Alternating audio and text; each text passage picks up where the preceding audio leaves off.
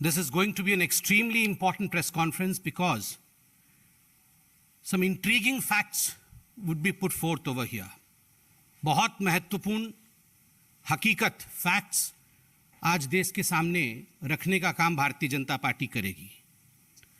आप सब ने देखा कि 20 वर्षों तक भारत के माननीय प्रधानमंत्री नरेंद्र मोदी जी ने किस प्रकार से विषपान किया, किस प्रकार से उनके ऊपर सन 2002 के गुजरात दंगों को लेकर झूठे आरोप, झूठे आक्षेप लगाए गए और कल किस प्रकार सुप्रीम कोर्ट ने, देश के सर्वोच्च न्यायालय ने उन्हें क्लीन चिट दिया। इस विषय में पार्टी ने प्रेस कॉन्फ्रेंस भी किया।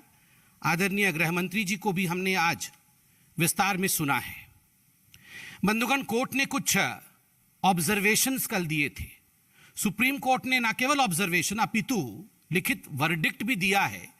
मैं उनमें से कुछ अंश आपके सामने रखूंगा क्योंकि आज न्यूज़ ने दिखाया है कि कुछ लोग डिटेन हुए, तीस्ता, सितलवाड़ इत्यादि कुछ लोग आज डिटेन हुए हैं।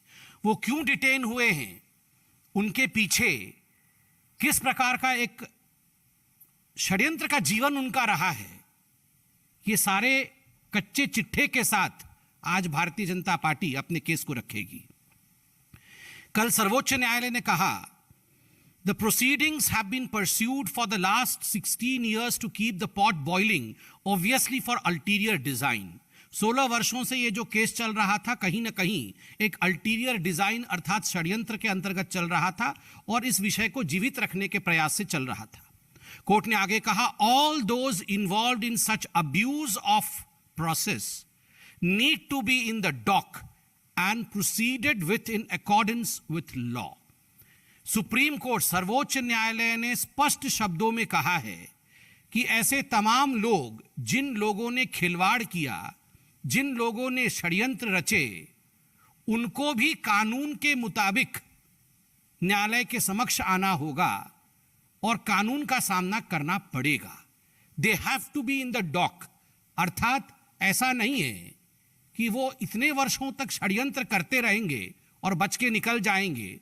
जो उन्होंने किया है उसका कर्मफल इस देश के कानून के हिसाब से उन्हें भी भुगतना पड़ेगा। तीसरा, सुप्रीम कोर्ट ने टिप्पणी किया है, it appears to us that a coalesced effort of the disgruntled officials of the state of Gujarat along with others was to create sensation by making revelations which were false to their own knowledge. कुछ officials और कुछ others, Teesta, Setalvad जैसे कुछ लोग और कुछ officials जो आज डिटेन हुए हैं, इन लोगों ने एक छद्म कहानी बनाई, एक फॉल्स नरेटिव बनाया, जानते हुए बनाया कि ये सारी चीजें झूठी हैं। तो ये सुप्रीम कोर्ट ने सख्त टिप्पणी की है। सुप्रीम कोर्ट ने बकायदा तीस्ता, सितलवाड़ का नाम भी लिया है अपने जजमेंट में और सुप्रीम कोर्ट ने वर्डिक्ट में लिखा है, मैं पढ़ता हूं, court, Antecedents of Teesta Sitalwad need to be reckoned with, and also because she has been vindictively persecuting this list (bracket में dispute) for her ulterior design by exploiting the emotions and sentiments of Zakia Jafri, the real victim of circumstances. Supreme court ने कहा है कि तीस्ता, सितलवाड़ के antecedents की जांच करनी होगी, पता लगाना होगा कि ये तीस्ता, सितलवाड़ जिसने इस डिस्प्यूट को इतने लंबे खींचने की कोशिश की और जो विक्टिम थे उनके इमोशंस का प्रयोग करते हुए उसने अपने अल्टीरियर डिजाइन अर्थात अपने षड्यंत्र को उसने अंजाम दिया। तो तीस्ता, सितलवाड़ के पीछे जो षड्यंत्र था, नीड टू बी रेकॉन्ड, उसका पता लगाना होगा। तो आज ये जो पता लगाने की प्रोसेस चल रही है, बहुत सारे प्रश्न ऐसे हैं जिनका आज देश के सामने हम जवाब रखना चाहेंगे। I have number of documents, समय कम है, मैं ये सारे डॉक्यूमेंट्स आपके सामने पढ़ नहीं सकता, मगर किस प्रकार से तीस्ता, सितलवाड़ एंड कंपनी ने देश को बरगलाने का काम किया गुजरात के दंगों को लेकर, मैं कुछ उदाहरण रखूंगा। जाकिया जाफरी किसके निर्देश पर काम कर रही थी, उनको डिक्टेशन कौन दे रहा था, और केवल जाकिया जाफरी नहीं, कई ऐसे विटनेस थे देश में गुजरात दंगों को लेकर जिनको ट्यूटर और डिक्टेशन देने का काम तीस्ता सितलवाड़ की जो एनजीओ थी वो एनजीओ कर रही थी। और बड़ा आश्चर्य का विषय है, मैं कुछ उदाहरण दूंगा, आप सब इस उदाहरण को जानते हैं। कौसर बानो नाम आपने सुना होगा। कौसर बानो वो महिला थी जो एक नरेटिव बनाया गया कि शी वॉज प्रेग्नेंट और छुरी से उनके गर्भ को काट करके बच्चे को मार दिया गया। और ये फैलाने का काम, इस नरेटिव को फैलाने का काम तीस्ता सितलवाड़ एंड कंपनी ने किया था। बाद में ये पोस्टमार्टम में मालूम पड़ा कि उनकी डेथ, कौसर बानो की डेथ जलने से हुई थी और ये पूरी की पूरी कहानी फर्जी थी। ठीक उसी प्रकार नानूमिया मालिक, ये नरोदा गांव केस में है, उन्होंने बड़े स्पष्ट रूप से कहा है कि मदीना एक महिला जो शादीशुदा थी और उनका जो रेप राइटियर्स ने किया है, दंगाइयों ने जो रेप किया है, ये पूरी मनगढ़ंत कहानी तीस्ता सितलवाड़ की थी। बट मालिक told the SIT that Madina's rape was an accusation put forth at the behest of Teesta Setalvad. Madina has also denied the charge. ये एक लीडिंग अखबार ने और एक लीडिंग न्यूज एजेंसी ने छापा बाद में। ठीक उसी प्रकार आप देख सकते हैं बेस्ट बेकरी केस में यासीम बानू शेख, ये एक प्राइम प्रोसिक्यूशन विटनेस जो बेस्ट बेकरी केस में, उन्होंने अपने एफिडेविट में 2010 में चीफ जस्टिस मुंबई को लिखा स्पष्ट रूप से कि तीस्ता सितलवाड़ ने मुझसे फॉल्स टेस्टिमनी जबरदस्ती लिया, मुझे पैसे का प्रलोभन देकर और मुझे मिसगाइड करके, by luring and misguiding me. Teesta Setalvad made me give false testimony in the best bakery case, Yasmin Bano Sheikh. आप सोचिए किस प्रकार से ये जो विटनेसेस थे उनको ट्यूशन करने का काम, उनसे झूठ बुलवाने का काम तीस्ता सितलवाड़ एंड कंपनी कर रही थी। ठीक उसी प्रकार श्री चेतन कुमार गौर जो वडोदरा के हैं, उन्होंने भी कंप्लेंट दिया है कि उनसे भी झूठ बुलाया गया। एक बहुत प्रसिद्ध केस रहा रियाज खान पठान का केस आप सभी जानते हैं। रियाज खान पठान ने भी, जो कि पहले तीस्ता सितलवाड़ के एम्प्लॉय थे, वो तीस्ता सितलवाड़ की एनजीओ में काम करते थे, उन्होंने 2010 में कमिश्नर ऑफ पुलिस अहमदाबाद को एक कंप्लेंट लिखा जिसमें उन्होंने कहा almost all affidavits filed in the supreme court and various other courts they prepared by Teesta Setalvad on behalf of the witnesses, and he used to send his fully prepared affidavits to him in his email accounts for notarization from the respective witnesses. Witnesses were not allowed to take copy of these affidavits. Employee थे पठान तीस्ता सितलवाड़ के, और वो कहते हैं कि झूठे affidavit बना के, विटनेसेस के झूठे एफिडेविट बनाकर उनसे हस्ताक्षर लिए जाते थे और उसकी एक प्रति, एक कॉपी तक विटनेस को नहीं दिया जाता था ताकि विटनेस जान न सके कि उससे क्या स्टेटमेंट लिया गया है।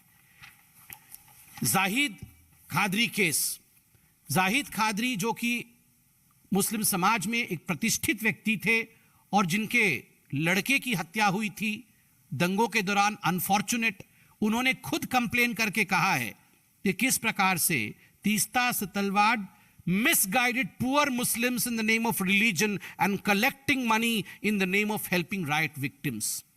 खुद कहते हैं जाहिद कादरी एक चिट्ठी में कि गरीब मुसलमानों को झूठ बोल करके उनसे पैसे ऐंठने के चक्कर में किस प्रकार झूठे काम तीस्ता सितलवाड़ के एनजीओ ने कराए हैं, ये खुद आपके सामने ये चिट्ठियां प्रस्तुत मैंने किया है।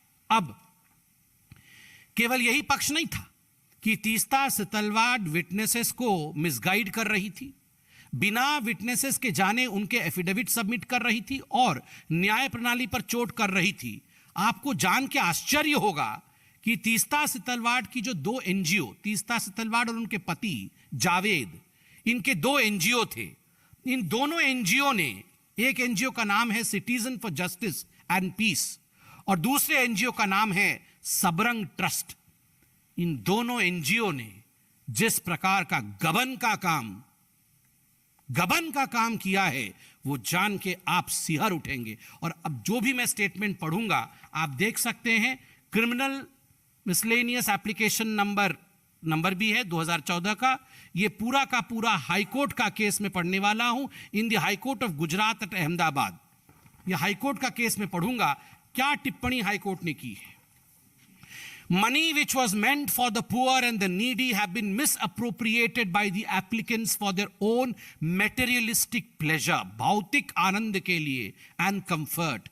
Huge amount has been used for the purchase of items like, सुनिए, wine, shoes, holiday resorts, air tickets, etc. ये सब खरीदने के लिए जो पैसे आपने मुसलमानों के नाम पे इकट्ठे किए थे, इन चीजों पे खर्च किया गया। Page number 26, brief detail of purely personal expenditure made by petitioner number 2 from the funds of Sabrang trust. ये पेटिशनर नंबर 1 और 2 तीस्ता सितलवाड़ और जावेद जी हैं।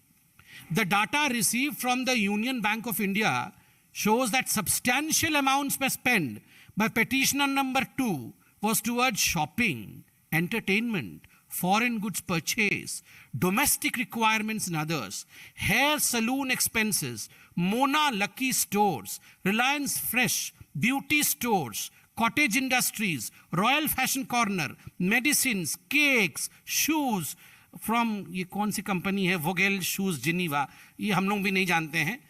मतलब कुल मिलाकर के करोड़ों खरबों रुपए गरीबों के नाम पे आप कलेक्ट करिए और इन करोड़ों रुपए को अपने ऐशो आराम के लिए उड़ाएं। ये हम नहीं कह रहे हैं, ये कोर्ट कह रही है। Paragraph number 8, page number 37, high court. The statements of the 13 witnesses recorded till date clearly indicate that not a single rupee is received by them towards financial aid or rehabilitation or construction of museum.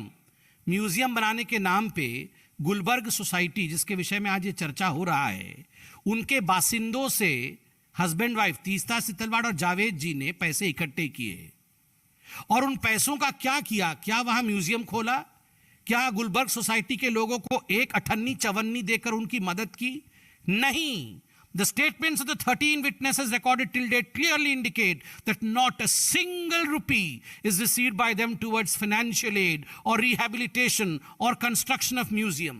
Investigations has revealed that it is only after the publication of interviews, photographs, articles relating to Gujarat riots, and more particularly after the massive campaign in 2008 onwards for collecting funds for establishment of Museum of Resistance for the Gulbarg Society, that funds started flowing into the two NGOs in crores, 44% of which in the Sabrang Trust and 35% of the CJP have been transferred to their personal accounts. ये पैसे गरीबों से लेकर के personal account में गए, आप सोच के देखिए। और मैं आपको बता दूं, 2010 से लेकर 2013 के बीच में ये सबरंग ट्रस्ट को सोनिया गांधी जी के कहने पर तत्कालीन यूपीए की सरकार ने और पर्टिकुलरली एचआरडी मिनिस्ट्री ने एजुकेशन के नाम पे लगभग 1.4 करोड़ रुपया दिया था। और आपको जान के आश्चर्य होगा, एजुकेशन पे खर्चा करना था, मगर ये लगभग 1.5 करोड़ रुपए जो सोनिया गांधी जी के कहने पर दिया गया था तीस्ता सितलवाड़ को, तीस्ता सितलवाड़ ने पैम्पलेट, मोदी जी के खिलाफ पैम्पलेट बांटने में, हिंदुस्तान को बदनाम करने के लिए, वो भी सब मैं पढ़ूंगा अभी कि किस प्रकार पाकिस्तान गए हैं उस पैसों से, पाकिस्तान में जाकर वहां उन्होंने इंडिया के खिलाफ बदनामी का काम किया है, ये सब भी बताऊंगा। कोर्ट अंत में कहती है, आपको जान के आश्चर्य होगा, have gone through the materials on record, जज साहब कहते हैं, have gone through the materials on record, I have noticed something very shocking and at the same time extremely sad. मैं बहुत दुखी हूं, ये जज कहते हैं, बहुत शॉक्ड हूं। There are serious allegations against the applicants of misuse and misappropriation of huge amount received by them through various donors. The money which should have gone to the poor and the needy appears to have been prima facie misused for their personal pleasure and comfort. Although in the course of lengthy arguments, it was vehemently submitted that the applicants are ready and willing to cooperate with the investigation, yet I have noticed that there is no cooperation worth the name. It is only after the arguments, etc., etc. आप सोच के देखिए कि अपने व्यक्तिगत भौतिक मजे के लिए